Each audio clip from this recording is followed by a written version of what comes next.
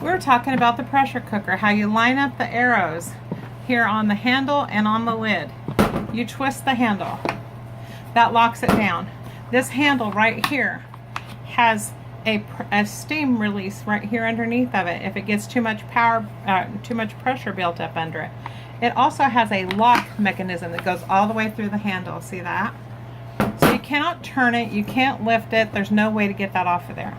It also has a relief button similar to the one that they used to have in the old time pressure cooker, and they also have another relief button. So those things are add-ons to help preserve your safety. When you get done, this button, the yellow button, will be raised up. When it goes all the way back down into the seated position, that is when it is safe to open the pressure cooker. Now, whenever you open it, like I said, this button has to be all the way down. The first thing is you're going to release that and see if any steam comes out underneath here still. If it doesn't, you can lift the handle. You can turn where the two arrows meet back up again, right there on the handle. You can lift the lid away from you, so any steam would go away from you. It's not going to be where you can get burnt with it. And then your meat is done. It takes about 5 minutes, 5 to 6 minutes per pound of meat that you cook in the pressure cooker. And you can also bake a cake in your stack cooker. So I am going to show you how to do that. This is the only piece, is the stack cooker, that you can spray with your spray to get ready to cook your cake so it will come out and be completely done.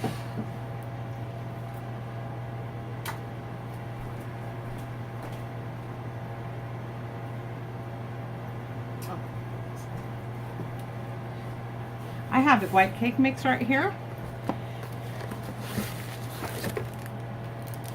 I'm going to take, I've used part of it for a cherry duck cake yesterday, so I'm only going to use part of it today.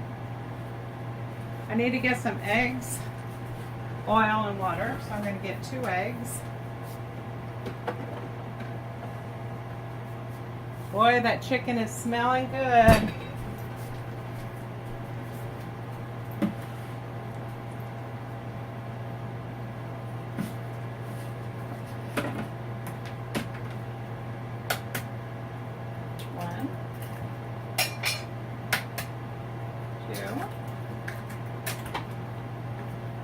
Because I used part of that yesterday, I'm only going to use 1/4 of a cup of oil instead of 1/3 of a cup.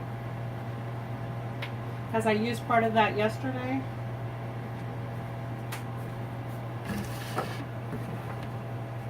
So I have my 1/4 cup measuring cup.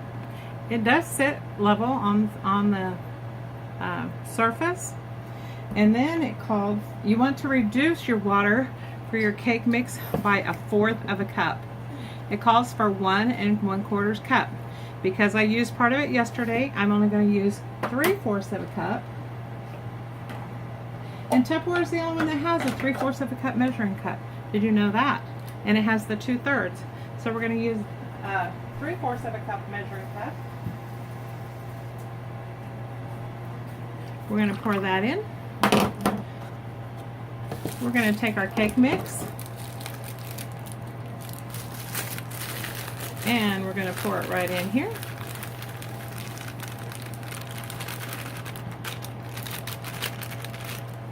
Because I already got my Power Chef filthy, it might take me a minute just to wash it down, so let me show you this part of the kitchen. And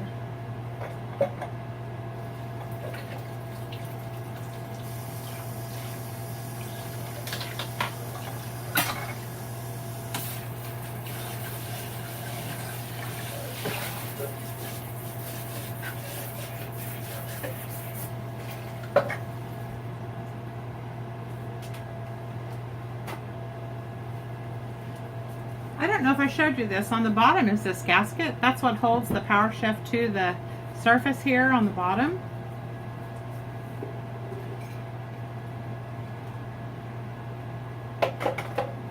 I'm pouring all my ingredients right into my Power Chef. I'm going to put that paddle wheel in there. You're not going to believe how easy this is. It is truly amazing.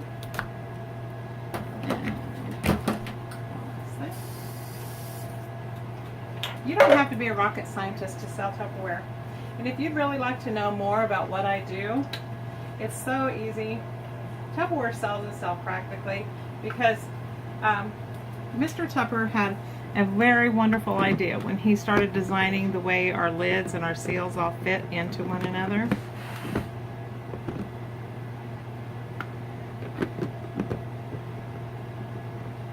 I can't get it.